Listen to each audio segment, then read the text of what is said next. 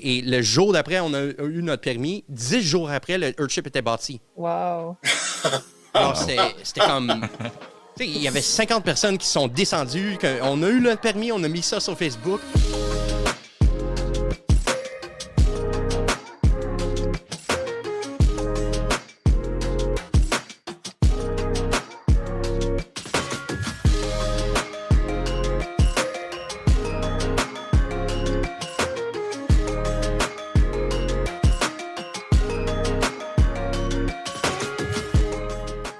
Bonjour et bienvenue à ce 7e épisode d'Histoire d'éco-communauté.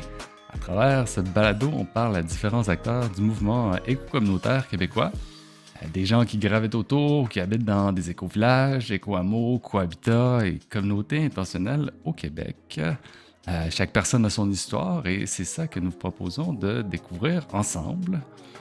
Aujourd'hui, on a la chance de parler avec Marc Angelo Coppola de la ferme Valhalla. Salut Marc, comment ça va? Ça va très bien, merci de m'accueillir. Merci beaucoup d'être avec nous, de prendre un peu de ton temps pour être avec nous. On est encore avec Martin qui nous joint encore. Comment vas-tu, Martin? Oui, salut tout le monde, ça va très bien.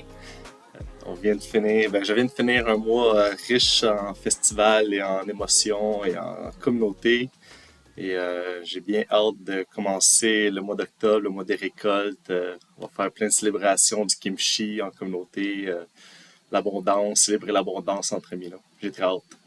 Merci. Et Stéphanie est de retour. Comment vas-tu, Stéphanie? Ça va bien, ça va bien. J'ai écouté l'épisode avec Nebesna. C'était vraiment le fun de l'entendre parler. Puis là, je suis bien curieuse de découvrir Marc Angelo avec le projet Valhalla, que moi, je suis pas à jour du tout. Ça date de 2015, qu'est-ce que je connais du projet. Fait que je suis bien curieuse. Cool. Fait que, on va commencer comme on le fait d'habitude avec un petit check-in, un tour de table, dire avec quoi on arrive. Et par exemple, ça peut ressembler à, moi j'étais en rencontre toute la journée, de 9h à 4h cet après-midi. Fait que j'ai comme encore un peu la tête, des fois, qui fait comme... pou, pou, pou, pou. Et en plus, dans les rencontres, je prends les notes. Fait que souvent, c'est comme un exercice mental là, de trouver l'essence de ce qui est dit et de le noter. Puis après ça, je suis parti vite à la maison.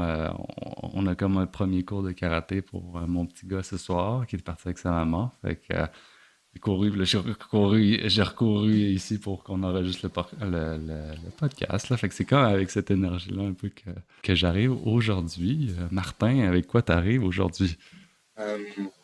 Moi, c'était ma fête en fin de semaine. Alors, c'était rempli d'émotions, de personnes et tout ça. Alors, je suis tranquillement en train de me déposer dans mon petit cocon, refaire mon business as usual, le lavage, nettoyer les tentes, faire sécher tout ça, puis repacter dans mon char pour la vie de vagabond et se promener continuer les communautés pour le mois d'octobre. Donc, je me dépose, puis je fais le très, très smooth, très calme. Cool, bonne fête. Merci. Stéphanie, avec quoi est-ce que tu arrives aujourd'hui? Je me suis réveillée avec des bruits de camions et pelles mécaniques qui faisaient de l'irrigation autour de chez moi parce que là, il pleut depuis des jours, puis mon entrée est vraiment juste de la boîte. Fait que ça a été des bruits de ça toute la journée et je me réfugiais chez mon amoureux à 5 minutes à pied pour pogner de l'Internet puis travailler. Fait que j'ai fait un petit peu de promotion pour mes ateliers cette semaine, dont une introduction à la vie en communauté, puis parler de ma construction de mini-maison. Puis la semaine prochaine avec Martin, entre autres, pour démarrer une éco-communauté, puis David Batazar, puis Audrey Morin. Fait que j'ai bien hâte de présenter ces ateliers-là avec mes complices préférés. Cool. Merci beaucoup. Marc, avec quoi t'arrives aujourd'hui? J'arrive avec de l'espoir. Je me sens bien. La communauté à Valhalla, en ce moment, on est mi-septembre et tout va bien. C'est sûr que j'ai toujours la pression de la fin de la saison. En anglais, on dit « winter is coming », puis je le sens réellement, non seulement en température, nice, mais aussi en en finition de projet, en plantation d'ail, en plein d'affaires qui ressort en ce moment. J'ai 1001 projets du côté de travail et du côté de la ferme à accomplir. Mais je me sens très bien, je me sens très accompli. J'ai aussi fait une journée pleine d'appels sur Zoom et aussi j'arrive un peu avec la tête engourdie un peu, mais je me sens très bien. Nice. Merci, Marc-Angelo. J'ai commencé à suivre le projet Valhalla, le mouvement Valhalla, en fait. Tu sais. Je pense que c'était en 2014, ça devait être la fin 2014, avec le Earthship. Je me souviens plus exactement quand est-ce que le Earthship, je me souviens plus exactement si j'ai participé à la campagne du Earthship, mais j'ai participé à quelques campagnes des fundraising que vous avez faites, là. Puis, je suivais beaucoup à ce moment-là, puis je trouvais ça super cool. Puis j'étais comme, ah oui, les éco-villages sont comme vraiment dotés d'une belle voix, là. Puis récemment, comme Stéphanie, j'ai un petit peu moins suivi au cours des dernières années. Puis, tu sais, toi, peux-tu te présenter? T'as quel âge? Où est-ce que t'as grandi? Alors, moi, j'ai 34 ans. J'ai toujours habité et vécu ici à Montréal. C'est sûr que j'ai fait le tour du monde à travers les années et je suis entrepreneur depuis 16 ans et demi. Alors, depuis l'âge de 18 ans, j'avais ma première compagnie qui était un skatepark intérieur à Brossard qui s'appelait dans le temps South Park. En ce moment, ça continue toujours sous le nom de Spin au 10-30. Alors, j'ai toujours été passionné et homme d'affaires, mettons, un peu. J'ai toujours été passionné de ce que j'appelle le storytelling ou de conter des histoires. J'ai toujours été passionné aussi de les politiques, que ce soit ici au Québec ou que ce soit vraiment mondial. Moi, de ma part, mon cheminement, ça fait 10 ans, c'est la fin de notre 10e saison ici à Valhalla. Alors, on a commencé en 2012. En fait, on a fini le Earthship en 2013, vers la fin de la saison 2013. Et depuis ce temps-là, il y a 10 ans, j'ai acheté vraiment une terre. Valhalla, c'est une ferme de 88 acres. C'est à 20 minutes de Montréal, sur la rive sud, proche de la prairie Carignan. On est comme coincé là-dedans.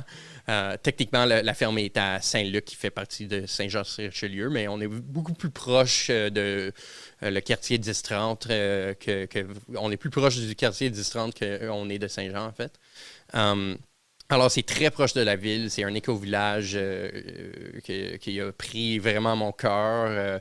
C'est une terre qui était OGM, qui était de maïs et soya Monsanto depuis beaucoup plus d'années que je veux compter.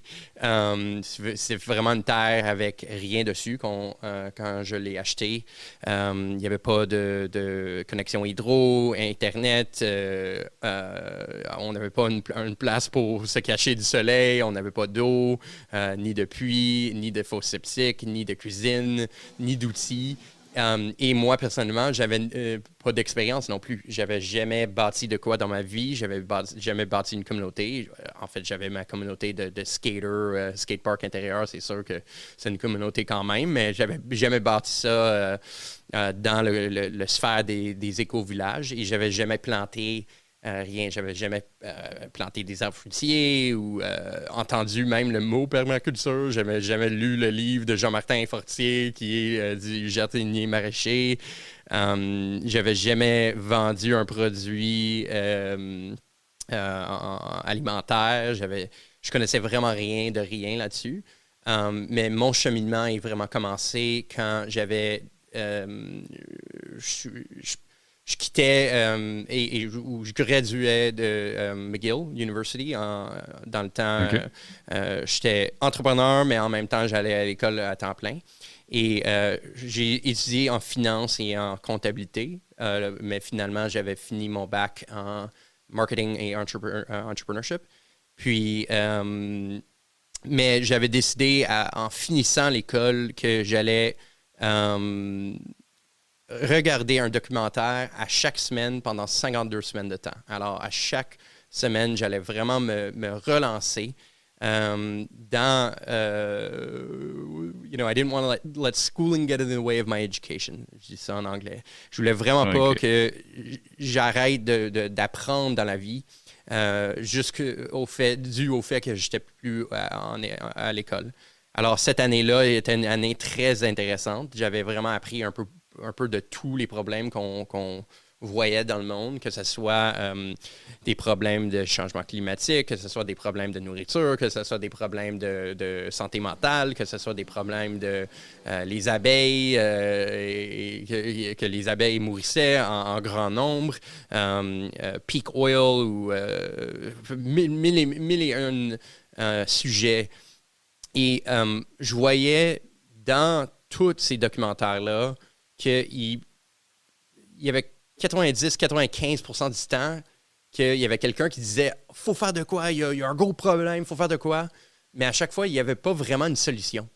T'sais, il y avait des solutions qu'il fallait se rassembler, il fallait se joindre, il fallait que la communauté ait vraiment une nouvelle solution, mais il n'y avait vraiment jamais une solution spécifique à moi, mettons, à l'individu.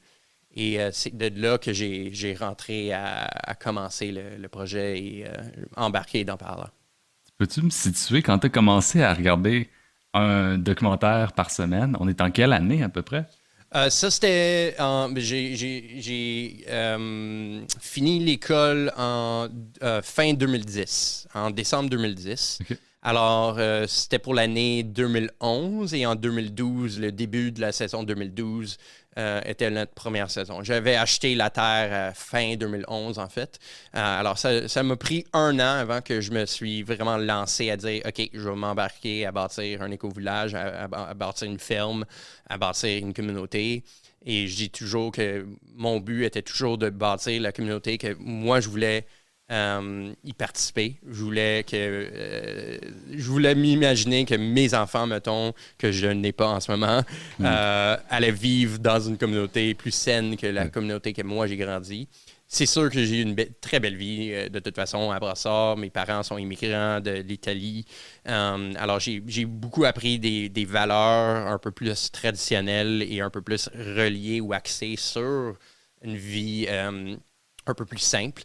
Mes grands-parents poussaient tout leur propre jardin, ils faisaient toute leur propre bouffe, ils faisaient leur pâte de scratch. Alors, j'ai comme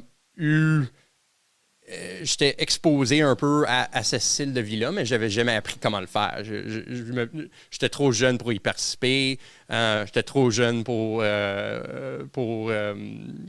vraiment avoir un sens de communauté là-dedans ou d'être attiré à ces genres de pratiques-là. Et je voulais toujours jouer mon Nintendo ou faire autre affaire. J'aimais jouer dehors. J'adorais quand même les jardins de mes grands-parents. Et c'est maintenant, à cet âge, ou même à 23, quand j'avais vraiment juste commencé le projet de Valhalla, que je me suis rendu compte que j'avais vraiment manqué de quoi. Et en même temps, que la solution commençait avec moi. Dans le sens que si j'allais blâmer, que ce soit les politiques, si j'allais pointer mon index, mes doigts à quelqu'un d'autre, mais il fallait que je vois que les doigts me pointaient moi aussi. Si je ne voulais pas faire partie de cette solution-là, mais en même temps, je ne pourrais pas y chialer. Je voulais pas ressentir très psy dans un gros problème. Et pour moi, le projet est commencé avec l'idée, et j'avais entendu parler d'un chiffre qui s'appelle Dunbar's Number en anglais. Ils ont fait des études sur les tribes nord-américains au travers du monde, et pour voir à quel point que ces communautés-là allaient fracturer. Alors, à quel point qu'on peut grandir en communauté et avoir vraiment un sens de connaissance de notre communauté, qu'on pouvait faire confiance à notre communauté et à les gens dans notre communauté. Pas nécessairement de tout aimer ces gens-là, mais vraiment d'avoir une confiance dans la direction et le leadership dans cette communauté-là. Et ce fameux chiffre était une communauté d'environ 150 personnes. C'est un range, il disait entre 150 et même 500, mais le chiffre magique que tout le monde parlait était plus aux alentours de 150 personnes. Alors moi, quand je cherchais pour une terre, quand je cherchais pour un projet, le but était de promouvoir un mouvement qui allait prendre en valeur et en action comment puisqu'on nourrir, alimenter, avoir le puissance électrique, avoir des maisons, avoir un style de vie, avoir des emplois pour 150 personnes qui vivent vraiment en communauté, mais sans nécessairement être déconnecté de la communauté à grandeur ou de la société ou être dans le bois, loin caché de la vie en ville ou la vie en suburbia, mettons. Vous, Hugo, à la cité, vous êtes 90 en ce moment environ. Est-ce que le chiffre de 150 a de l'allure? Qu'est-ce que ça te dit? Oui, souvent on a été dans l'histoire, souvent on a été à dire que on était à peu près 150. Mais je pense pas qu'on ait jamais atteint le 150. Non, 130, 140. Dans les grosses années, là, avant que la communauté se split puis que la moitié est comme en Floride puis finisse à Colebrook, là. Mhm. Ouais, mais 150, ça a vraiment de l'allure parce que c'est comme t'es capable de connaître les gens à un certain niveau puis entretenir une relation avec ces personnes-là. Si, mettons, t'arrives à 1000 personnes, mais là, c'est sûr que t'as pas assez de temps dans un mois pour voir tout le monde, là. Mhm. Exactement. C'est quoi ton occupation principale en ce moment? Mon occupation principale, c'est fermier. Je suis fermier à temps plein. C'est sûr que je fais autre affaire pour alimenter la croissance de la communauté. Alors, j'ai longtemps travaillé en marketing.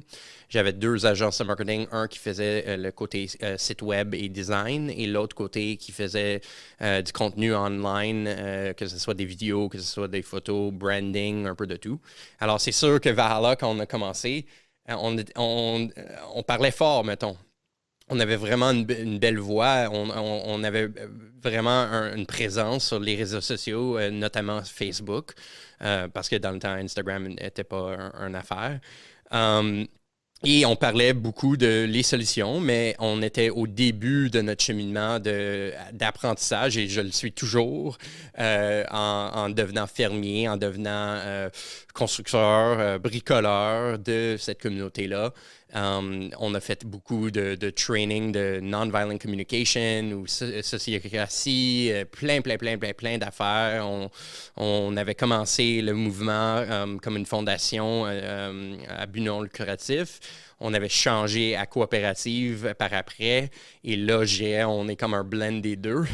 Mais je dirais, on s'axe beaucoup plus sur le côté entrepreneurial de la ferme. Alors, la ferme n'est pas juste une entité avec une business, mais c'est vraiment plusieurs entrepreneurs fermiers, bricoleurs, charpentiers, électriciens, un peu de tout, qui viennent ensemble pour bâtir cette communauté-là, basée sur une ferme. Alors, la ferme est vraiment la fondation de la communauté comme telle. Tout le travail est axé sur notre capacité de nourrir et d'alimenter la communauté qui commence de la ferme comme telle.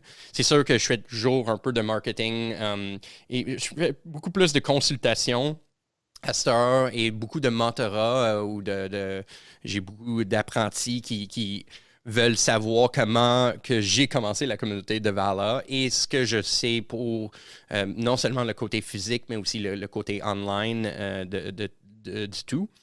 Mais vraiment, la ferme prend de plus en plus de mon temps. Alors, en termes de nombre d'heures, je dépense plus de temps sur la ferme ou en travaillant dans les chiffres d'affaires de la ferme, que ce soit online, que ce soit des plans financiers, que ce soit le site web, que ce soit la mise en marché de tout ce qu'on fait, que ce soit la coordination de tous nos événements.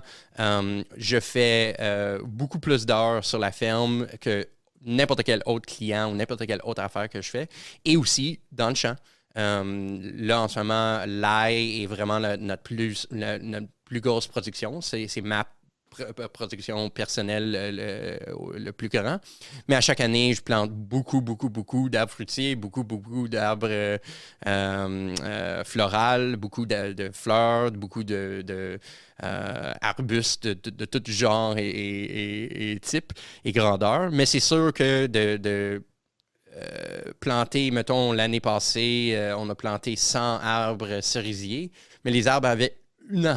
Alors, étaient âgés d'1 an. Alors, c'est sûr qu'avant qu'on ait les premières cerises de ces arbres-là, ça va prendre sûrement un autre 6-7 ans, en espérant. Alors, je suis comme un mix de fermiers dans le côté permaculture, où on a vraiment commencé. Nos racines à Valhalla, c'est plus axé sur le côté permaculture.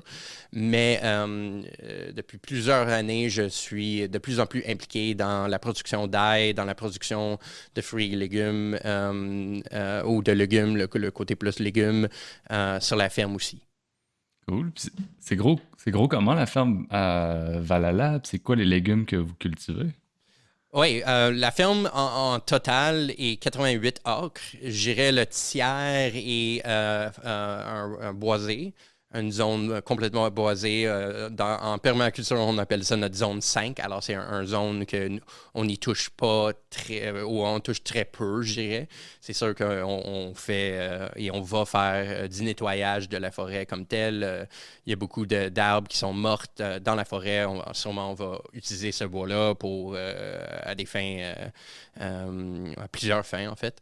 Mais la ferme comme telle, en ce moment, la plupart des années, on cultivait vraiment une section de 2 acres et demi dans le côté permaculture. Là, cette année, on commence dans une autre section de 2 acres et demi en arrière, qu'on appelle une zone un peu plus sanctuaire. Alors, le côté permaculture, le côté un peu plus public de la ferme est une zone de 5 acres. Il y a un champ toujours en maïs et soya en ce moment qui est loué à un fermier et je fais affaire avec lui et je l'aide à faire ça. C'est sûr que c'est pas ma vision de la ferme comme telle, mais c'est une section de la ferme que je peux pas m'occuper en ce moment.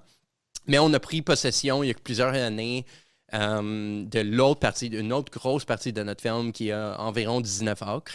Et sur cette partie de la ferme-là, on a monté plusieurs serres, on a amené l'eau et l'électricité cette année.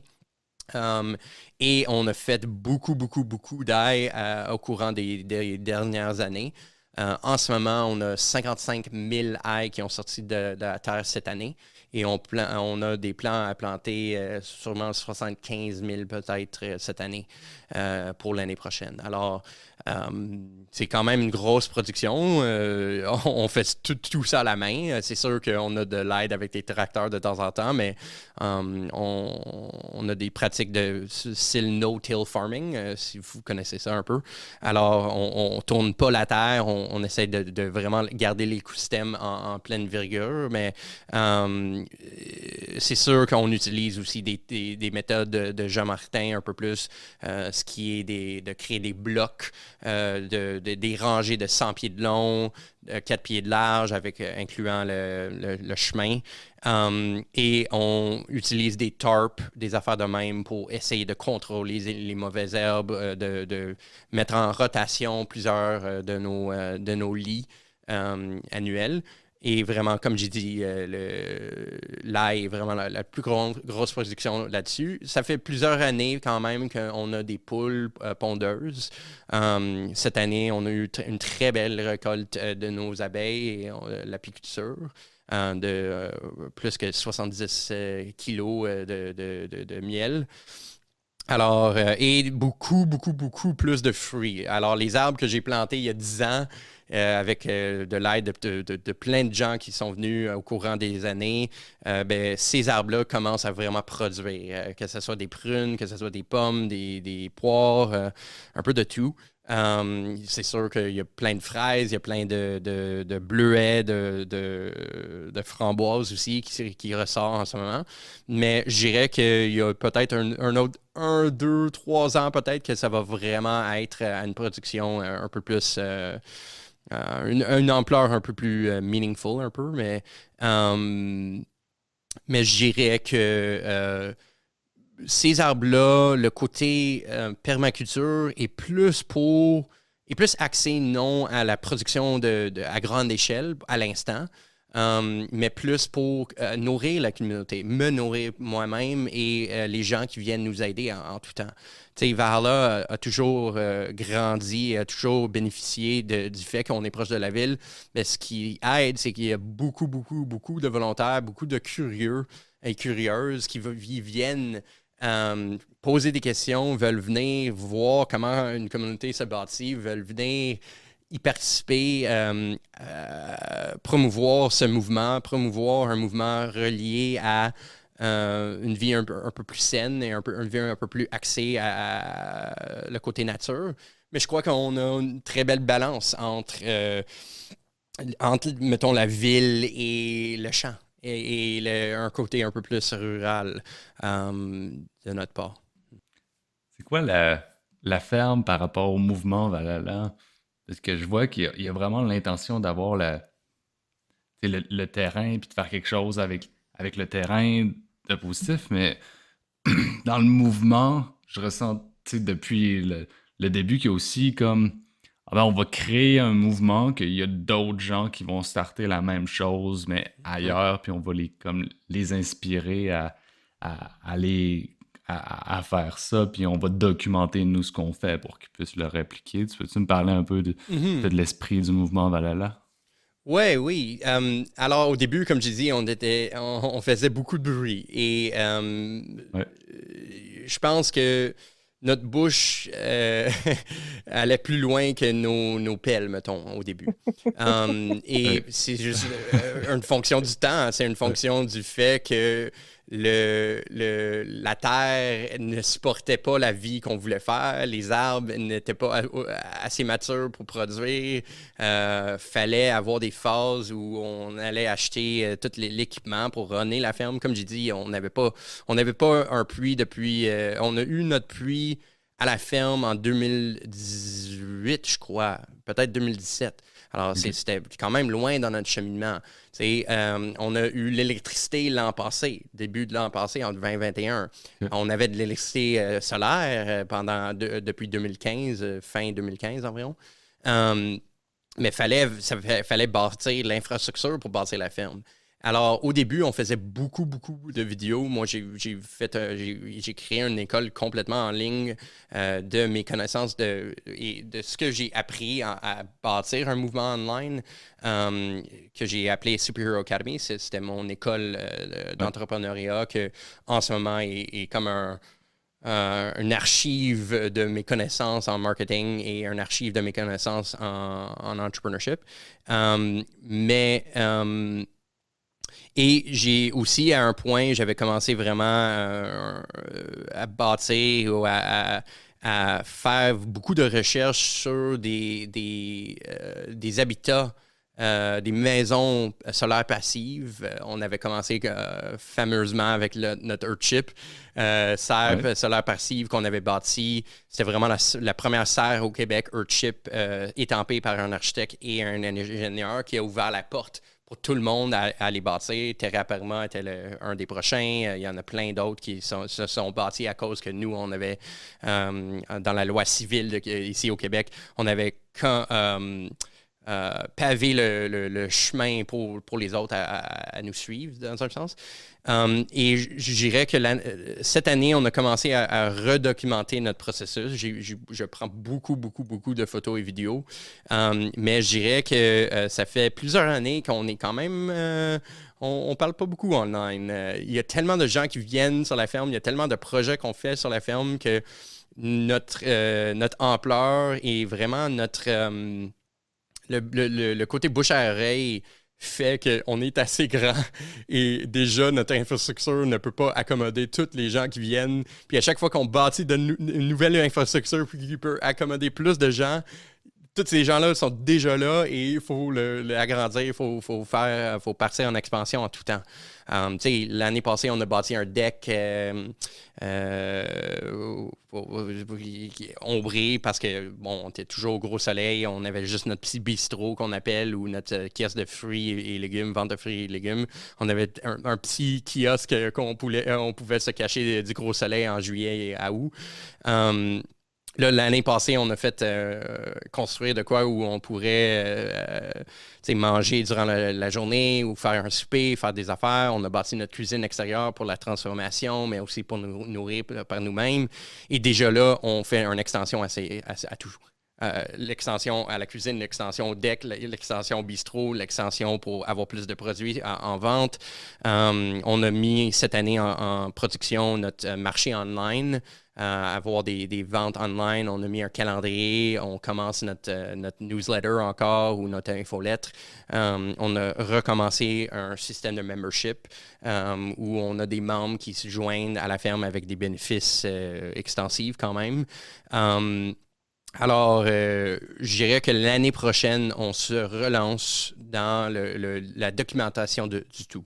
Je dirais, on va faire une série de vidéos YouTube qui vont doubler comme un documentaire et on va relancer un côté éducatif online et en personne qui va prendre mes connaissances que j'ai bâties avec Superhero Academy et tout ce que j'ai fait avec mon école online personnel et de l'amener vraiment à des cours reliés à la ferme, reliés à bâtir une communauté physique et basée sur une ferme.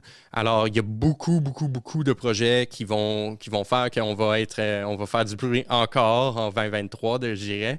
Et on a quand même une belle suivi. On a bâti une belle suivi sur YouTube, Facebook, Instagram. Je crois qu'on a 20 quelques mille sur YouTube et Instagram et 90 000 ou environ sur Facebook. Mais ça fait longtemps que j'ai mis n'importe quoi sur Facebook. Ça fait plusieurs mois sûrement que j'ai mis de quoi sur Instagram. Mais j'ai pas arrêté la documentation. Je dirais, j'avais juste moins de temps. Et quand j'avais parti le projet, moi, j'étais vidéographe à temps plein. Alors, moi, je faisais le côté marketing, mais j'étais le vidéographe de la gang. Alors, j'avais plus de temps, j'étais plus axé à être dans Final Cut ou en Adobe Premiere, à documenter le tout. Puis, il fallait le faire parce que vraiment, c'était un champ de rêve au début. Là, c'était une belle idée, mais l'exécution, fallait le temps d'y arriver. Je dirais que là, en ce moment, il y a tellement de gens qui viennent en tout temps que je vais à la ferme, mettons un vendredi, samedi, nos journées un peu plus publiques. C'est très, très commun d'avoir 30 à 50 personnes qui sont là durant la journée. Là. C'est incroyable le nombre de personnes qui viennent en tout temps, que ça part de vraiment partout dans le monde qui viennent nous parler. J'entends des histoires que j'étais en Égypte, puis parlais à quelqu'un, puis finalement, on parlait nous deux de Valhalla. On parlait de toi. On s'est dit, wow, OK, c'est incroyable. En Guatemala, au Costa Rica, un peu partout.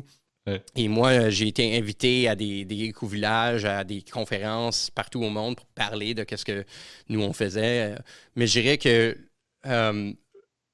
l'année passée et peut-être cette année, c'est comme la première année que je me sens que si je commence à parler, j'ai de quoi vraiment dire. J'ai vraiment une expérience, une sagesse que j'ai appris au fil des années où je peux vraiment sauver beaucoup de temps, beaucoup de mal, des gros mal de tête à les gens qui veulent se lancer dans bâtir un éco-village, bâtir une ferme. Oui, c'est ça. J'étais venu te voir au début de cet été et tu nous as accueillis et je pense que tu as pris 10-15 minutes pour parler de Valhalla, des éco-villages. Et moi, ça fait peut-être juste 4 ans que j'évolue dans le monde des éco-villages. Puis tout ce que tu disais résonnait énormément, ça faisait extrêmement de lien avec ce que je pensais, comment ma pensée évoluait. Et je voyais en toi un teacher, un professeur. J'ai dit, OK, lui, ça fait comme 10 ans qu'il fait son éco-village, puis qu'il était à travers le monde. Il y a plein de... J'ai fait, wow, OK. Puis c'est là que j'ai eu l'idée de proposer à Hugo un peu de faire le podcast avec toi, là. Mais on a besoin de personnes comme ça, des rêveurs, des penseurs, des doers, des personnes qui le font, puis qui inspirent le mouvement. Et je ne vais pas le cacher, et quelqu'un qui va faire toutes les erreurs connues au monde. Valhalla a fait tellement d'erreurs. Moi, personnellement, j'ai fait tellement d'erreurs à partir de notre communauté. Mais on a aussi fait beaucoup de belles choses. On a vraiment eu du gros succès dans plein d'affaires qu'on a faites aussi. La Sour Chip était vraiment le plus gros au début. Mais il y a beaucoup d'autres choses qui ont très bien été. On est très doué avec... la communauté est tellement... Il y a tellement de talent dans notre communauté en ce moment. Il y a tellement de gens qui s'entraident. Il y a vraiment... Moi, j'appelle ça un vibe à la ferme qui en fait parler. C'est pas moi qui... En ce moment, j'en parle de moins en moins, je dirais. Et je fais juste me pointer, je fais juste le travail et les gens sont là à poser des questions à pu finir. Et à chaque semaine, il y a toujours un nouveau. Il y a des gros acteurs et actrices qui sont venus de Hollywood, qui étaient bien intéressés. Il y a plein de gens qui partent de partout dans le monde qui nous connaissent. Et je ne sais même pas comment. On a fait beaucoup de contenu dans le temps et je crois que ça fait toujours le tour de l'Internet un peu. Il y a plusieurs vidéos sur YouTube qui ont toujours... qui datent des années, qui ont toujours du monde qui nous lâche des commentaires, qui sont inspirés, qui sont là-dedans. Et pour répondre un peu à ta question, Hugo, le côté mouvement, je crois que le mouvement commence chez nous, commence sur la terre, commence dans le champ. Mais le but, c'est d'enseigner les gens à vraiment faire leur propre franchise, que ce soit sous le nom de Valhalla ou non. Notre but, c'est de donner toutes les infos, les plans d'affaires, les chiffres d'affaires, les meilleures pratiques, les affaires à éviter. La connaissance, je dirais, entrepreneuriale de commencer une ferme, de commencer une communauté, parce que veut pas, le côté argent, le côté fiscal, le côté des lois n'est pas très facile à naviguer. Même en ce moment, on a toujours que la ferme, on a reçu une lettre de la ville ou de la CPTAQ, ce qui est vraiment le gouvernement du Québec, qui disait que « Hey, by the way, vous faites plein d'événements à votre ferme, il y a toujours du monde. Vous n'êtes pas un désigné para-agricole, qui veut dire que vous n'êtes pas désigné agrotourisme, mais en même temps, qu'est-ce que tu veux que je fasse? Il y a tellement de gens qui veulent venir à notre ferme. Ils viennent. C'est pas moi qui les invite en tout temps. Ils sont juste là. Alors, c'est comme il y a des enjeux, il y a des challenges un peu qui sont très difficiles à naviguer. Et j'ai l'opportunité que mon père est avocat, qui m'aide beaucoup. J'ai l'opportunité que ça fait 16 ans que je suis en affaires. Alors, j'en ai vu des feux, là, j'en ai vu des problèmes et des challenges et j'en ai surmonté dans ma carrière et dans aussi le projet Valhalla dans beaucoup de reprises. Même le Earthship, quand on a commencé, là, on avait amené tous les pneus, on allait bâtir le Earthship. Moi, j'avais compris que si on faisait un édifice relié à la culture, que j'avais pas besoin de permis, s'il y avait moins de, je crois, 1000 pieds carrés ou whatever. Puis là, finalement, à cause que c'était un Earthship qui s'était bâti en pneus puis en matériaux recyclés, la ville m'a dit non, tu peux pas le bâtir si tant que vous avez pas ces trois conditions-là. Premièrement, un étampe d'un architecte. Deuxièmement, un étampe d'un ingénieur structural. Et troisièmement, une étude qui va prouver que les pneus vont pas endommager ou polluer ou empoisonner la nappe phréatique. Alors, j'ai trouvé finalement un architecte, j'ai trouvé finalement un ingénieur et j'ai trouvé un document de recherche de Recyc Québec qui sont chargés de prendre tous les pneus de tous nos pneus usagés aussi au Québec et de prendre ces pneus-là et les mettre dans une grosse dompe. Et dans cette grosse dompe-là, les gens, il y avait la peur que hey, notre nappe phréatique, nanana. Alors, eux, ils ont fait leurs propres études. Et moi, j'ai cité et j'ai montré au gouvernement leurs propres études et l'étude de l'autre chapitre du gouvernement. Nice. Et j'ai gagné la guerre, dans un sens, contre la ville et contre le gouvernement. Et le jour d'après, on a eu notre permis. 10 jours après, le Earthship était bâti. Wow. Alors, c'était comme... Tu sais, il y avait 50 personnes qui sont descendues. On a eu le permis, on a mis ça sur Facebook. Il y avait 50 personnes le jour d'après, puis on bâtissait Earthship. C'était fou, là. Je peux pas... Tu peux pas... Anyway, c'est une anecdote, mais c'est vraiment une histoire que... Je peux pas t'expliquer comment on l'a fait, sauf que j'ai toujours su qu'il fallait compter notre histoire. J'ai toujours su que le projet qu'on embarquait, le mouvement, était beaucoup plus gros que moi. Et ça venait à un temps que on avait vécu la crise financière de 2008 à 2011. C'était un temps que Occupy avait pris vraiment le monde. Il y avait le Arab Spring au Middle East. Il y avait plein d'affaires qui se passaient dans le monde à ce temps-là. Et c'était juste temps que les gens voient vraiment une solution. Et au début, j'aurais dit que j'avais cette solution-là. En ce moment, je ne pourrais pas dire que j'ai cette solution-là, mais je peux dire que j'ai cette solution à partir de ma vie, où ma nourriture, mon eau, notre courant électrique parvient. Et à tous les jours, on le fait pour de plus en plus de gens. Et je dirais qu'à Val, là, en ce moment, on nourrit tout le monde qui vient, tous les volontaires, on nourrit de nos jardins. The number one thing we grow, je dirais ça en anglais, the number one thing we grow is goodwill. On est très, on a vraiment une gratitude pour les gens qui viennent, puis on donne beaucoup. Et je crois qu'en donnant le plus qu'on peut, mais à fur et à mesure, les gens vont nous redonner, la communauté nous redonne. Et ça fait de plus longtemps qu'on bénéficie de ça et on est très chanceux et très doué dans le tout. Ben oui, on va avoir des études pour savoir si les pneus vont contaminer le sol, mais c'est pas grave, on shoot du Roundup et il n'y a pas d'études pour ça. Ah, exactement. Moi, je capotais. Oh my God. Je comprends pas. Vous mettez la chimie dans la terre, mais où est l'étude de ça? Et là, on voit que les études ont sorti et ça cause le cancer. C'est horrible pour les gens, c'est horrible pour les fermiers, c'est horrible pour la terre, c'est horrible pour tout. Les changements climatiques, c'est horrible pour tout. Alors, Anyway, ça, c'est un autre... je peux en parler longtemps de ça. Ouais. Mettons, j'ai trouvé leur étude pour eux, là. Qui faisait partie comme de cette équipe-là de fondateurs au début?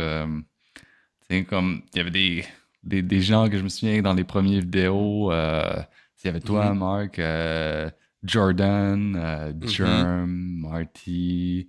Lawrence, Nick. Lawrence, Greg, Viviane, j'irais, on était 7 vraiment au début qui avaient embarqué dans le processus. La plupart venaient de la Rive-Sud. J'avais été à l'école secondaire avec plusieurs entre eux. Germ était dans mon... in my grade, on a gradué ensemble. Les autres étaient un peu moins âgés que moi.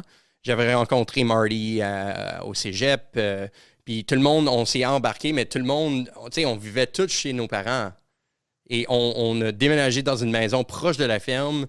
La première année, en 2012, c'était pour tout le monde, c'était la première fois qu'on sortait de chez nous. Là, tu comprends? Dans le sens qu'on vivait à une autre place, ensemble, en gang, en communauté, puis on n'avait aucun sens de qu'est-ce que ça allait prendre pour bâtir ce qu'on fait en ce moment. Mais...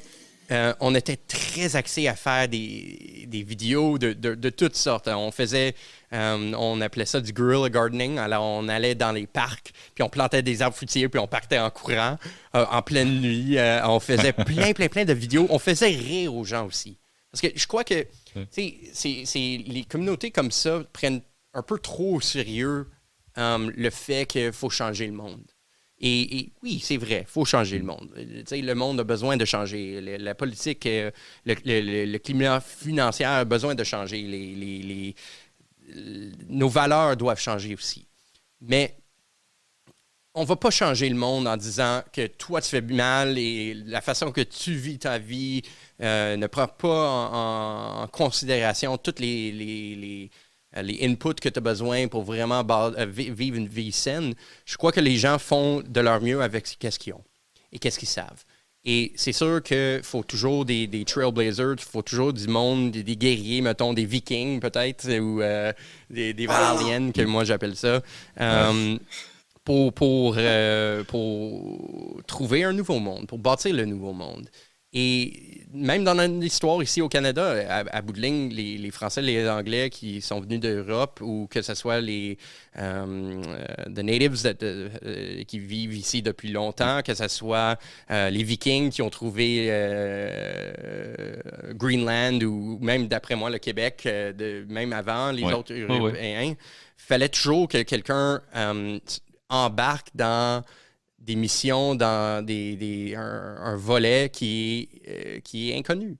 Et je crois que ce que Valhalla fait très bien, de map, de où je pars, ou de ce que je vois, on est très bien à bâtir une communauté. On n'est pas les meilleurs fermiers au monde, mais on est très bien à vraiment écouter aux gens, répondre aux questions, écouter toutes les idées que les gens ont, de donner notre feedback et d'avoir une culture très ouverte et un esprit ouvert. Et moi, j'appelle ça freedom culture. To empower and encourage all individuals to spread their unique gifts to the world. So, je vais dire ça en anglais encore. Freedom culture, to empower and encourage all individuals to spread their unique gifts to the world. Alors, notre vision, dans un sens du mouvement, n'est pas nécessairement juste reliée à la ferme et juste reliée au côté de vie en communauté, mettons, mais c'est plus axé sur les individus. Parce que si les individus se sentent accomplis, se sentent qu'ils vivent une vie reliée à leur mission, à leur talent, à leur... mais en fait, à leur vision de qu'est-ce qu'eux, ils peuvent vivre, leurs possibilités et leurs impossibles aussi. Et de toujours pousser cet impossible-là un peu. Et de toujours faire l'expansion, que ce soit dans n'importe quel volet, que ce soit spirituel même, ou émotionnel, que ce soit physique. D'après moi, on est là pour promouvoir ça. On est non seulement un incubateur pour les plantes, mais un incubateur pour les humains aussi. Et pour leur espoir, leur vie, la vie qu'eux, ils veulent vivre et la vie qu'eux, ils veulent passer à leurs enfants et leur famille et leurs amis.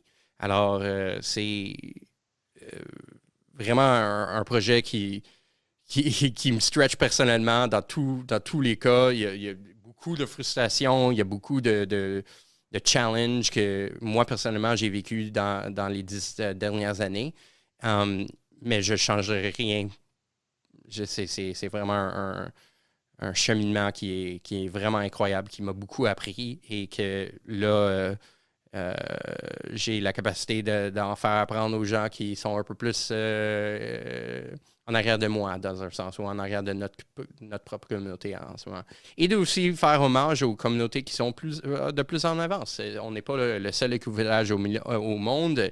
Il y en a d'autres que ça fait des années et des années qui ont du succès, qui ont survécu toutes les conditions financières, toutes les conditions politiques et socio-économiques des derniers temps.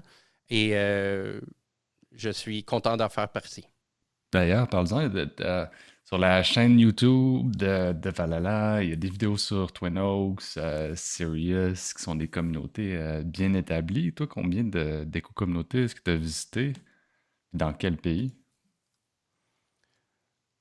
J'ai visité Sirius, j'ai visité plusieurs communautés. Ça fait... J'ai pas le nombre de communautés, mais j'ai définitivement vécu et visité des communautés en Argentine, au Brésil, en Europe, en Afrique, partout au monde, dans un sens. J'ai jamais vu une communauté aussi proche de la ville que la nôtre, par exemple. C'est sûr que beaucoup de communautés étaient juste un peu plus... c'était comme plus un microclimat de gens, c'était comme vraiment un écosystème mais un peu plus à part de la ville. Et moi, tu sais, j'habite toujours à Montréal en ce moment. Je veux habiter à la ferme, j'espère, l'année prochaine pour bâtir la première maison à la ferme Valhalla l'année prochaine, comme fermier à temps plein et avec les lois et la déclaration qu'on peut faire comme fermier à temps plein. Mais ouais, ça fait beaucoup, beaucoup de communautés que j'ai visitées. Celles qui m'ont inspiré le plus, je dirais, c'est celle au Costa Rica. Il y a une communauté qui s'appelle Punta Mona. Au Costa Rica, ça fait environ 25 ans qu'ils sont là. Je connais très bien le fondateur. J'ai fait plusieurs événements là-bas durant l'hiver. J'ai amené des entrepreneurs de partout au monde pour faire un mastermind, puis de s'entraider, de rassembler les gens. Mais ici au Québec, de plus en plus, je m'inspire beaucoup de les fermiers. Pas nécessairement toujours les communautés qui sont bâties pour être communautés, mais juste, il y a des fermes comme la ferme des Quatre-Temps ou la ferme de la Galinette que Jean-Martin aide à promouvoir, qui sont très inspirants. Il y a beaucoup de chaînes YouTube que j'écoute, que ce soit Curtis Stone ou No-Till Growers. Il y a plein de gens qui m'inspirent. Le mouvement Van Life est aussi inspirant. Le mouvement de mini-maison est aussi inspirant. J'ai beaucoup appris de ça. J'ai participé à la festival des mini-maisons ici au Québec pendant 2 ans. J'ai fait des tournages là-bas, puis j'ai documenté un peu le processus. J'ai aussi visité beaucoup de maisons écologiques, que ce soit des Rammed Earth Homes ou des Earthship, que ce soit des communautés comme Terra Perma ici au Québec aussi. C'est très inspirant. Et là, dans un sens, je suis expert un peu dans ça, dans le côté finance, dans le côté marketing et dans le côté de grossesse d'une firme. Et en ce moment, j'aide beaucoup de start-up communautés, que ce soit au Costa Rica, au Mexique. Récemment, j'ai aidé un projet aussi en Italie. Alors, de plus en plus, je m'embarque à aider les gens comme consultant, mais je prends mon inspiration un peu partout.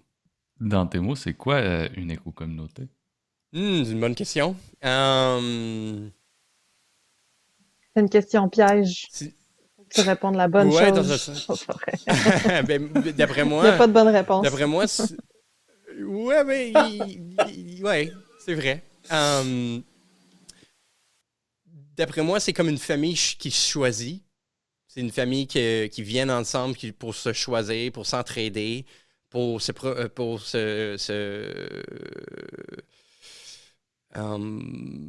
pour vraiment s'aider à bâtir ce que j'appelle le Freedom Culture. C'est une communauté qui pense à où leur nourriture, leur input viennent et de où leurs déchets vont aussi. C'est des gens qui se rassemblent que on sait très bien que de bâtir ensemble va aller beaucoup plus loin et faire beaucoup plus de changements dans toutes nos vies personnelles aussi, à le faire ensemble. C'est une communauté qui sait que pour changer le monde, il faut changer notre propre vie. Faut penser non seulement à les problèmes mondiaux, mais aussi les problèmes qui se passent dans notre propre cour. C'est une communauté qui écoute non seulement la nature, mais qui s'écoute aussi entre eux. Et c'est une communauté qui se supporte financièrement, le côté physique, le côté éducatif, même spirituellement, sans avoir un dieu spécifique ou sans être une secte non plus. mais vraiment de juste venir ensemble avec des valeurs communes et d'avoir vraiment une mission commune, une vision commune et une style de vie commune. Et d'après moi, ça, c'est un éco-village, une éco-communauté. Puis, mettons, là, tu sais, au début, vous arrivez, vous connaissez tout, vous décidez d'habiter ensemble, vous décidez de fonder, tu sais, ce projet-là. J'imagine qu'au début, vous dites on veut faire quelque chose, on veut passer à l'action, puis vous n'avez pas nécessairement. Est-ce que, tu sais, quand est-ce que l'idée de communauté intentionnelle, éco-village, vivre ensemble, rentre en ligne de compte? C'était-tu comme dès le départ ou vous avez fait comme un projet que on sait pas trop exactement ce que ça va donner, puis là, une année, on a zoomé sur vivre ensemble dans ce genre-là? Mhm. Non, pour moi, c'était dès le départ. OK. Alors, le but à la ferme Valhalla était toujours d'avoir un éco-village basé sur la ferme dès le départ. Et d'avoir assez pour vraiment alimenter au moins 150 personnes. Puis j'irais même une communauté un peu plus large, peut-être de 1000 personnes. On pourrait peut-être nourrir pas toutes les calories de ces 1000 personnes-là, mais toutes les calories de les 150 personnes, par exemple. De tous les besoins de ces 150 personnes-là. C'est sûr que, on ne veut pas arrêter que les gens vont dîner à un restaurant ou se faire une soirée en ville ou aller à un show au parc Jean-Drapeau ou partir en voyage au Costa Rica. Le but n'est pas encore là, de se déconnecter de la ville, de les réseaux sociaux, de l'Internet, de la technologie, mais plus qu'on voulait être capable de dire qu'on a vraiment tout ce qu'on a besoin pour vivre chez nous et qu'on a une abondance qui parvient de notre terre, qui alimente la communauté globale, qui a une capacité d'avoir des maisons privées, mais aussi des espaces communs, des jardins communs, qui pourrait vraiment nourrir, pourrait vraiment aider tout le monde. Alors, le but était toujours d'avoir vraiment une communauté.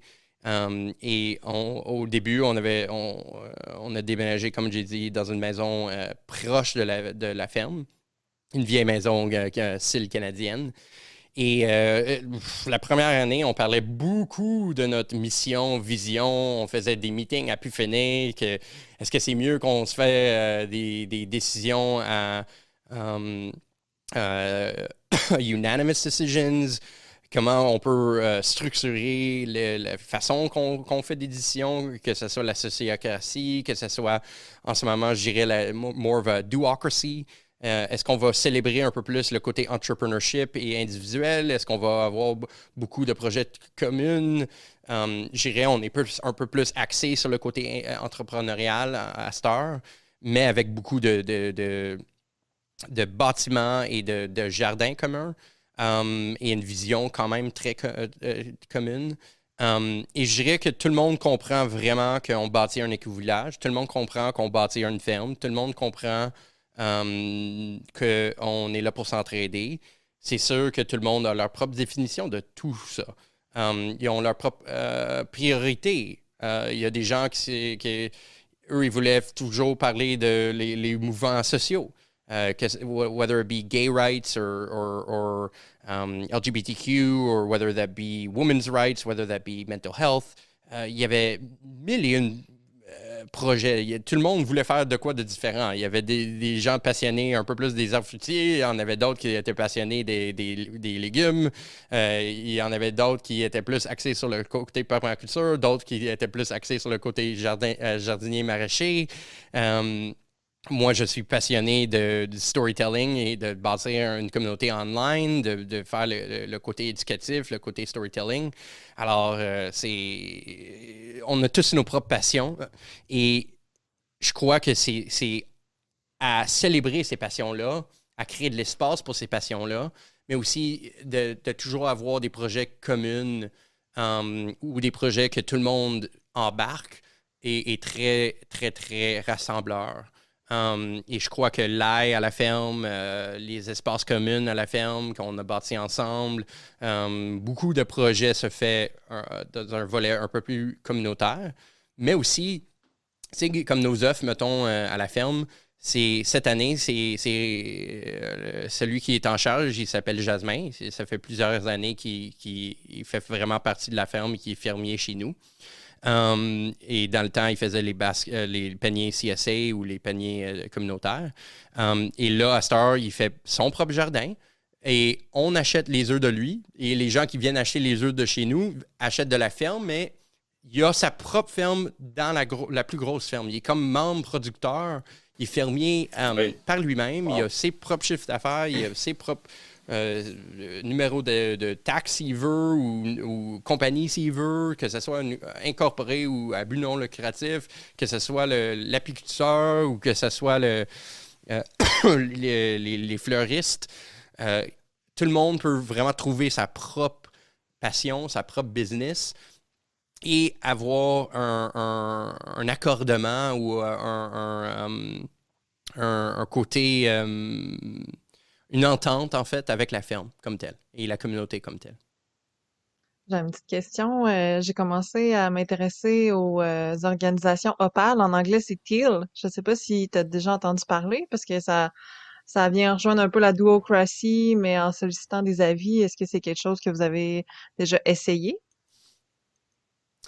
Oui, je peux pas dire que je connais très bien le côté Teal. J'ai très bien connu plus le côté Sociocracy et B Corp, des affaires de même.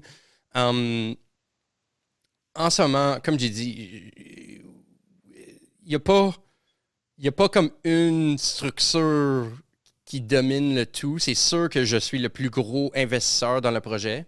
Et pendant plusieurs années, ce que j'ai fait, c'est que j'ai pris toutes que ce soit les dettes, que ce soit toute la responsabilité fiscale de la ferme, et j'ai dit, OK, on va commencer, moi, je vais tout payer.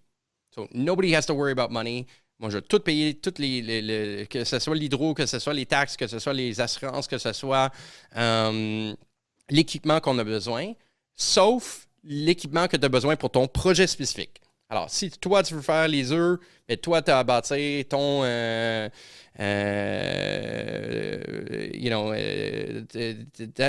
votre cachet de nid de poule, tu sais, ou whatever.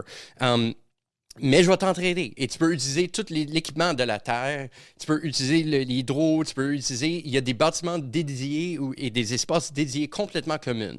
Alors, ça ne m'appartient pas dans un sens. Sur papier, ça m'appartient parce que ici au Québec, il faut que ça appartienne à quelqu'un parce que si la ville veut donner une amende, il faut que ça va à quelqu'un. Cette personne-là, c'est moi.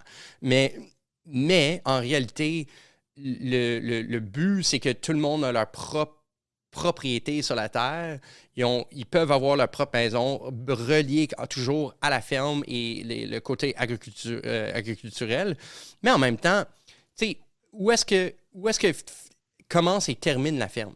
Les gens qui travaillent sur le site web, est-ce qu'ils font partie de la ferme? Ils travaillent pour la ferme? Mm-hmm. Le comptable qui fait notre comptabilité, est-ce qu'elle a fait partie de notre ferme? Mm-hmm. Oui ou non?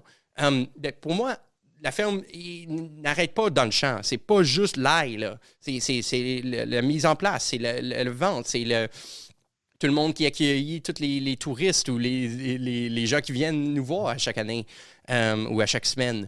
Alors, je pense que c'est vraiment notre ferme et le fait que moi, j'ai pris cette responsabilité-là fiscale a vraiment aidé que tout le monde voyait une croissance et parce qu'au début, tout le monde voulait, mettons, on avait 1000 $, mais tout le monde avait où est-ce qu'on fallait mettre ces 1000 $-là.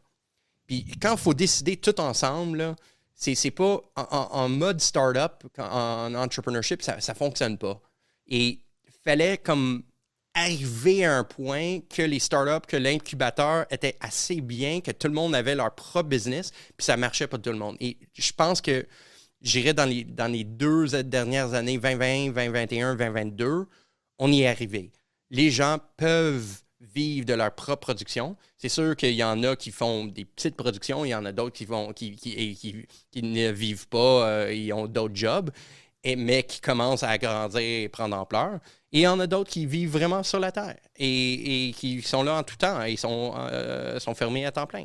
Alors, tout le monde a leur propre espace et on a un fonctionnement qui dit que si c'est toi qui a jardiné, on a des sections sur la Terre.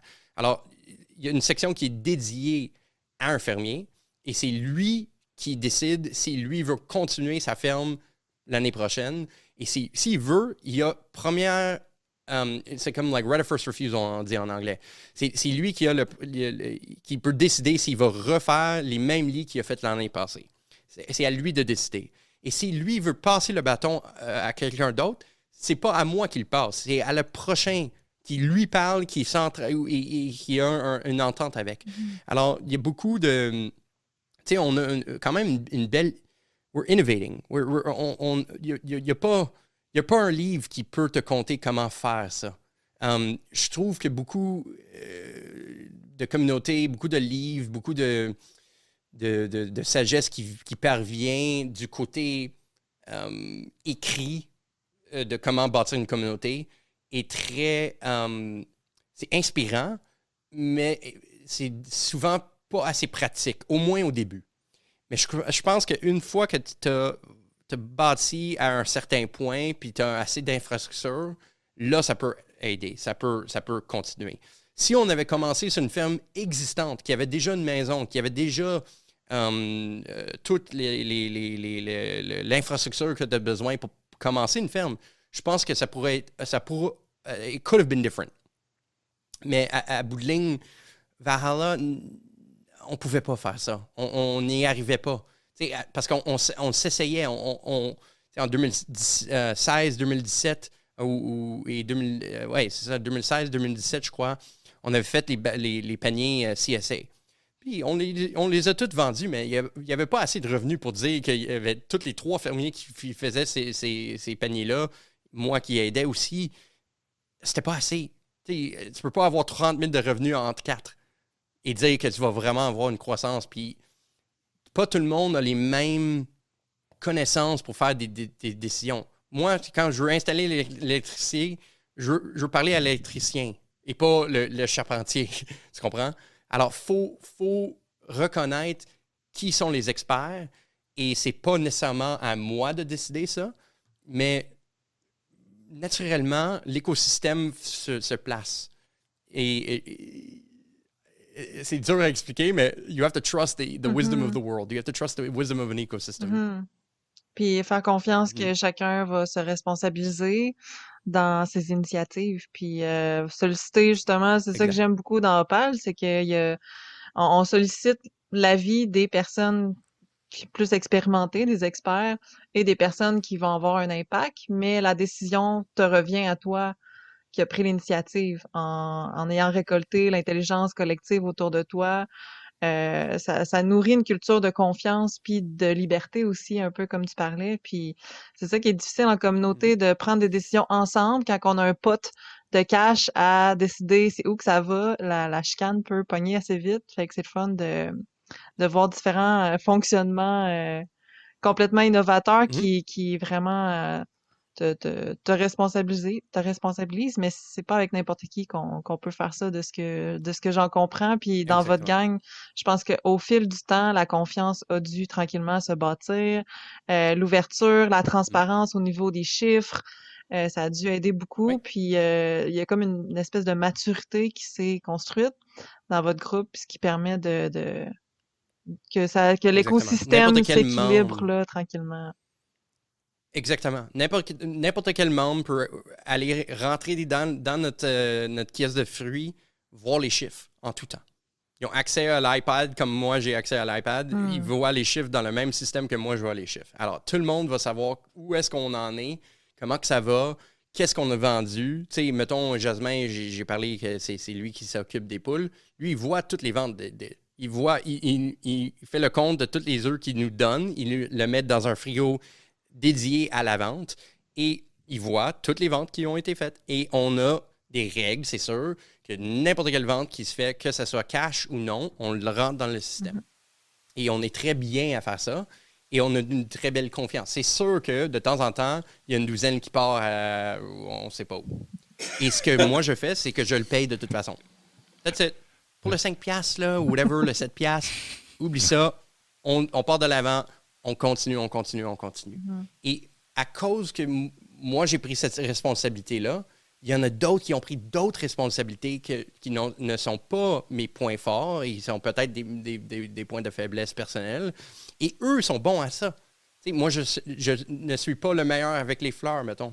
Le côté de HR, le côté de accueillir les gens, je suis très bon à répondre des questions, mais je ne veux pas toujours faire le tour. Je ne veux pas toujours accueillir les gens avec toutes leurs questions en tout temps. Alors, il y a d'autres qui ont pris cette responsabilité-là. Et ces gens-là comptent une histoire qui est un peu différente du mien. Tu sais, moi, j'ai mes mots et ma façon de parler, ma vision, mais eux, ils ont leurs mots et leur façon de parler et leur vision. Et ma façon de parler n'est pas le meilleur. C'est juste une des multiples de façons que les 50 membres qu'on a en ce moment environ peuvent compter. Et chacun de ces membres-là ont des raisons différentes, ont des passions différentes, ont des talents différents. Et on se met ensemble et ça marche. Ça marche. Ça grandit énormément en ce moment. Wow, c'est extrêmement riche. J'ai énormément de questions et de commentaires à faire. Je vais essayer de résumer ça, de synthétiser tout ça. On a parlé lors du dernier podcast que les projets de communauté intentionnelle ou d'éco-communauté, chacun des projets va prendre la couleur des gens qui y participent. Puis ça vient rejoindre un peu la duocracy que vous avez parlé, ou vraiment encourager les initiatives personnelles. Si toi, tu as le goût de faire un projet dans une communauté, mais si tu as le goût, ça parle viscéralement à l'intérieur de toi, hey, j'ai le goût de m'occuper des poules, hey, j'ai le goût de faire telle sorte de culture, j'ai le goût de m'occuper des arbres fruitiers, mais ton élan naturel, personnel, tu vas avoir le goût de le faire, puis c'est pur, là, c'est une énergie qui est pure, qui vient de l'intérieur, qui est intrinsèque à toi, puis c'est vraiment super. Avec toutes les communautés qu'on dit que les statistiques sont assez faibles là, sur passer le cadre des 2 ans puis des 5 ans, vous en êtes rendu à votre 5e année. Excusez, à votre 10e année. 10e. 10e, oui, bien sûr. Je connais quelques des membres fondateurs de votre projet que tu as parlé tantôt, là, comme des 7, 8 premiers. Et même si, je ne sais pas, fait que ma première question irait là-dedans, les personnes qui ont commencé le projet, est-ce qu'il y en a qui restent avec vous? Oui. Oh, absolument, oui. Il y en a qui sont partis partir leur propre ferme, il y en a qui sont partis, ils déménagent à Terre Perma, ils bâtissent leur propre maison. Un contrat. Nous, on avait fait le branding et le site web de Terre Perma au début, par exemple. Et le gars qui a fait le site web a fait un échange de services contre le site web pour une terre. Et là, il bâtit sa propre maison à cette terre-là. Et il vient de temps en temps à la ferme. Viviane vient souvent. Elle a sa propre business en soil biology. Germ est toujours là, il vit à la ferme et là à temps plein, il travaille toujours à côté de moi. Marty faisait les abeilles jusqu'à cette année en fait, parce qu'il a eu son 2e enfant, puis là cette année il a pris un break, mais il vient toujours. Lawrence est parti faire, il a appris comment être vidéographe à cause de moi, à cause du projet. Et là, lui a ses propres projets. Il aide Barefoot College au Guatemala. Barefoot College, exactement, et en Inde. Et il vient souvent à la ferme. Tout le café qu'on boit à la ferme parvient de... C'est lui qui amène le café. C'est lui qui fait l'importation de ce café-là. He goes to Sustainable Eco-Villages au Guatemala, puis il va...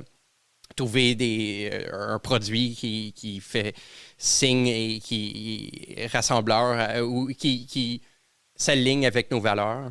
Alors oui, tous les fondateurs sont toujours impliqués. C'est sûr que Jordan, c'était le seul qui venait des États-Unis, qui vit maintenant aux États-Unis, il s'implique beaucoup moins, mais À chaque fois qu'il me parle, à chaque fois qu'il vient à Montréal, c'est sûr qu'il passe à la ferme. Il est toujours... il nous encourage de loin. Alors, tout le monde est toujours impliqué dans un sens. On a tous appris énormément. On a tous commencé des projets à partir de Valhalla. Qui sont nés à Valhalla, des projets qui ont vendu pour des millions de dollars, comme Jordan a fait, qui est parti avec un autre membre de Valhalla dans le temps. Alors, il y a tellement de... Tu sais, on a fait... moi, j'appelle ça the other ROI. So there's the ROI of return on investment, and then the other ROI is ripple of impact. Et notre impact à la ferme Valhalla va beaucoup plus loin que les bordures de notre terre, mettons. Donc, même si le monde habite pas nécessairement à Valhalla physiquement en termes d'éco-villageois, mais ils font partie de la grande famille, du grand mouvement Valhalla, puis c'est ça aussi des communautés intentionnelles, là. Vous continuez de mettre vos savoirs, d'entretenir des bons liens que vous avez bâtis depuis 10 ans, puis de faire fleurir ça, chacun à votre passion, chacun à votre couleur, et tout en respectant un rythme de vie humain, de croissance personnelle. Il y en a qui ont des familles, il y en a qui ont d'autres projets, il y en a qui font d'autres choses dans d'autres pays, là. Exactement. Ça fait environ 10 ans, on a parlé que la communauté Valhalla est active. Vous avez parlé que vous avez fait pas mal d'erreurs. Les erreurs mènent à des apprentissages, à des leçons. C'est quoi la leçon la plus importante, tu dirais, que tu as appris durant ces 10 années-là? J'en ai plein. Là où l'est, là. Pense à la plus grosse erreur. Ouais. La plus grande prise de conscience.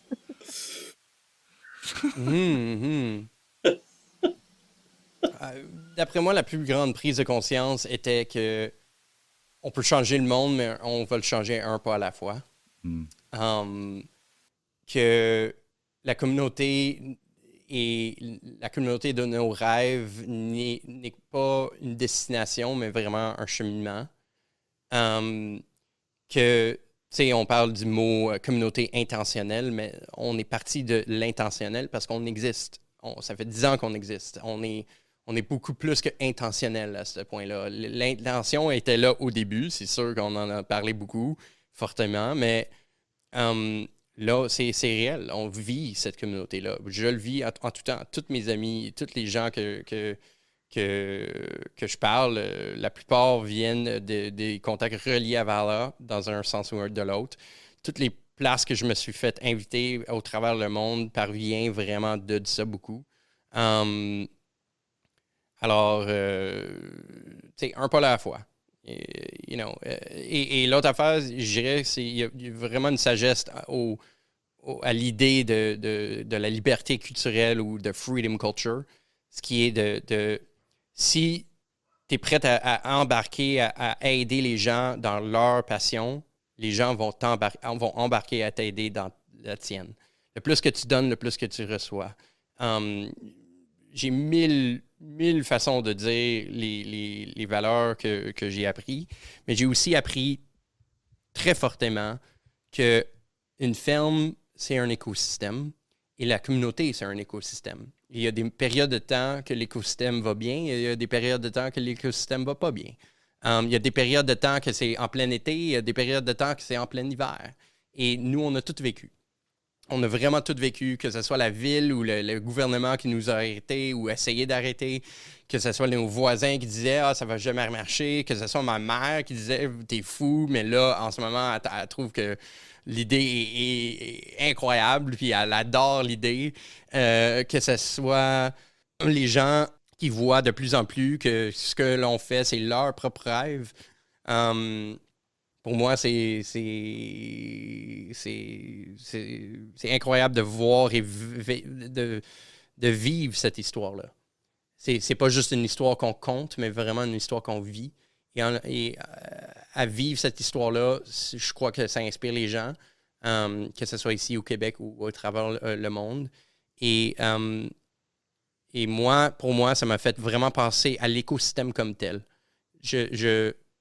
Si je veux que la communauté va bien, je pense plus loin que moi. Et il faut que je pense plus loin que moi. Il faut que je pense plus loin que le moment aussi. Mais il faut que je le vis dans le moment. Il faut que je le ramène au moment. Et il faut que je fasse les actions à tous les jours qui disent que mes propres valeurs sont en marche. And Gandhi said, actions express priorities. Puis pour moi, c'est une vraie sagesse là-dedans parce que il y a beaucoup de gens qui parlent de vivre en communauté, il y a beaucoup de gens qui parlent de pousser leur propre nourriture ou de s'entraider, de faire partie d'une communauté. Mais il y a très peu de gens qui sont vraiment axés à le faire à long terme. Et de le faire même quand ça va mal ou même quand ça va moins bien. C'est ça. J'en ai plein d'autres que je pourrais en parler, mais c'en est une grosse partie. Cool. Merci. Puis en terminant, dernière question. Ça fait 10 ans que le projet existe. Comment est-ce que tu l'imagines dans 10 ans à partir en 2032?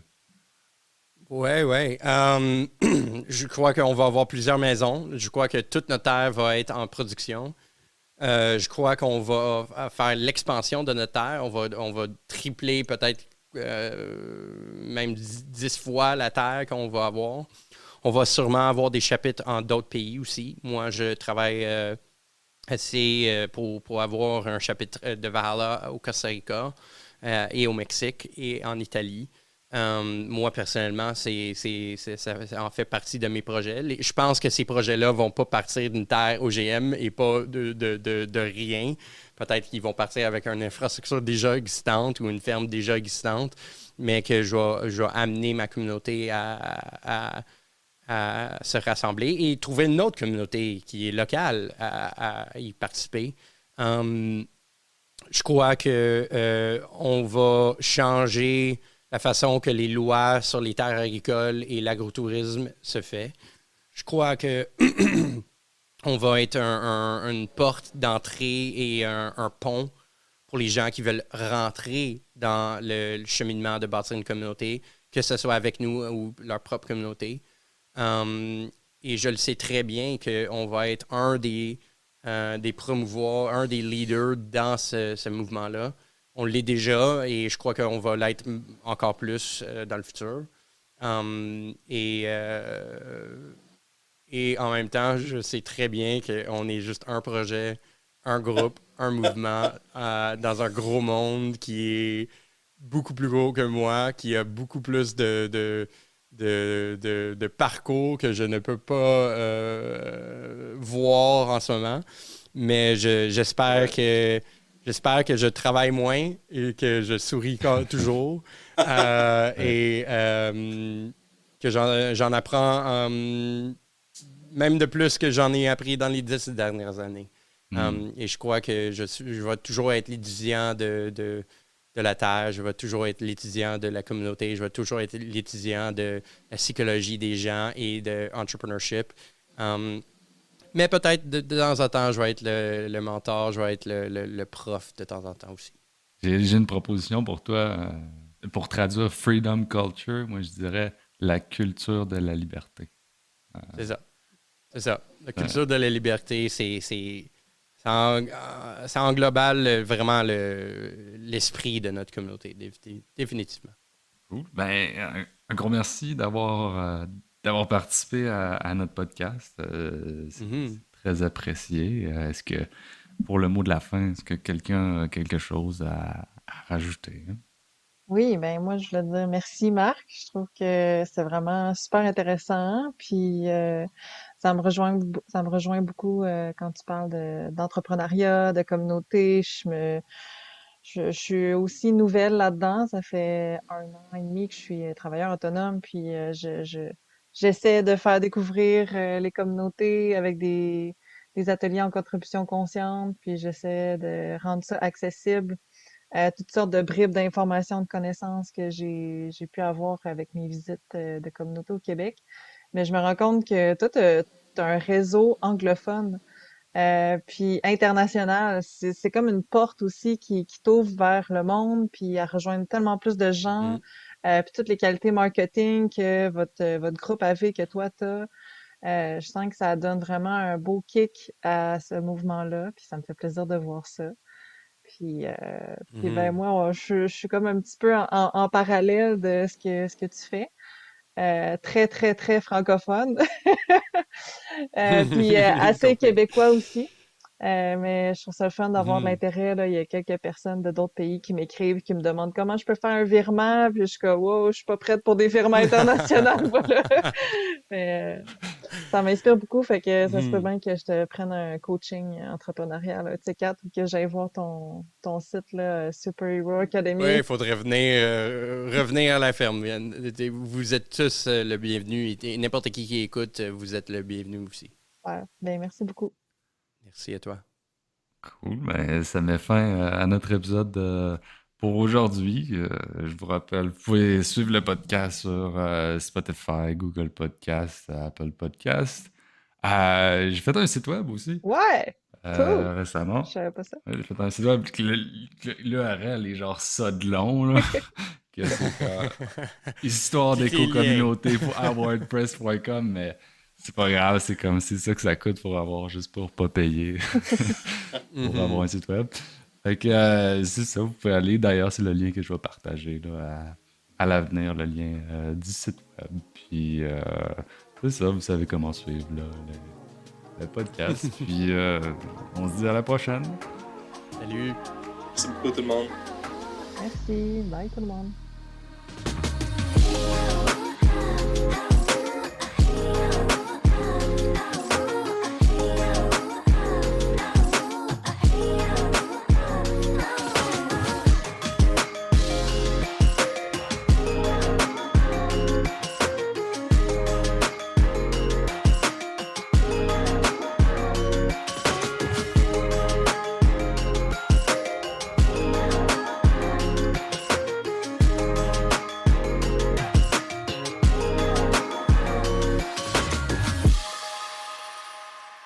Hey, ça aurait été cool de demander à Marc comment les gens peuvent rejoindre pour faire une visite ou ça doit être facile. Ouais, ça doit être facile à trouver quand même.